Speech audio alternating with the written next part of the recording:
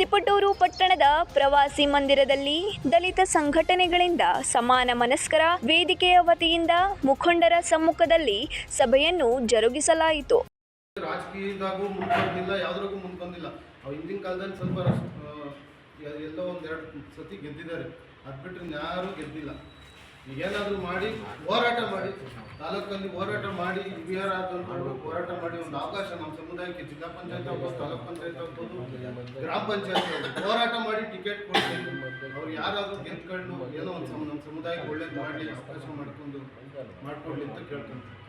ಈ ವೇಳೆ ಬೈರಾಪುರದ ಚನ್ನಕೇಶವರವರು ಮಾತನಾಡಿ, ತಾಲೂಕಿನಲ್ಲಿ ಮಾದಿಗ ಸಮುದಾಯದ ಎಲ್ಲ ಸಂಘಟನೆಗಳು ಒಟ್ಟಿಗೆ ಒಗ್ಗೂಡಿ ಮುಂಬರುವ ಎಲ್ಲ ಸ್ಥಳೀಯ ಮಟ್ಟದ ಮೀಸಲಿರುವ ಕ್ಷೇತ್ರಗಳಿಗೆ ಮಾದಿಗ ಸಮುದಾಯದ ಅಭ್ಯರ್ಥಿಗಳನ್ನು ಯಾವುದೇ ಪಕ್ಷದವರಾಗಲಿ ಆಯ್ಕೆ ಮಾಡಬೇಕೆಂದು ದಲಿತ ಸಮುದಾಯಗಳು ಸಭೆ ಸೇರಿ ತೀರ್ಮಾನ ತೆಗೆದುಕೊಂಡಿದ್ದೇವೆ ಎಂದರು.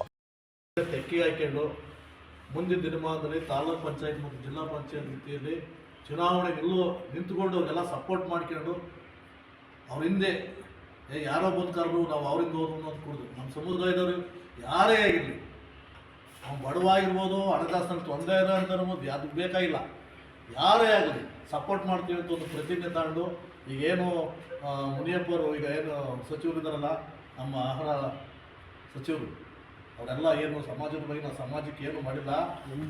ಈಗ ಕೊನೆ ದಿನದಲ್ಲಾದ್ರೂ ನಾನು ಸಮಾಜ ಒಳ್ಳೇದು ಮಾಡಬೇಕು ಅಂತ ಒಂದು ಕಾನ್ಸೆಪ್ಟ್ ಇಟ್ಕೊಂಡು ಎಲ್ಲ ಪಕ್ಷದ ಲೀಡರ್ಗಳು ಒಂದು ಕಡೆ ಸೇರ್ಕೊಂಡು ಈಗೇನು ಎಲ್ಲ ಜಾತಿಗಳಿಗೂ ಮಹಾಸಭೆ ಇಟ್ಕೊಂಡಿದ್ದಾರೆ.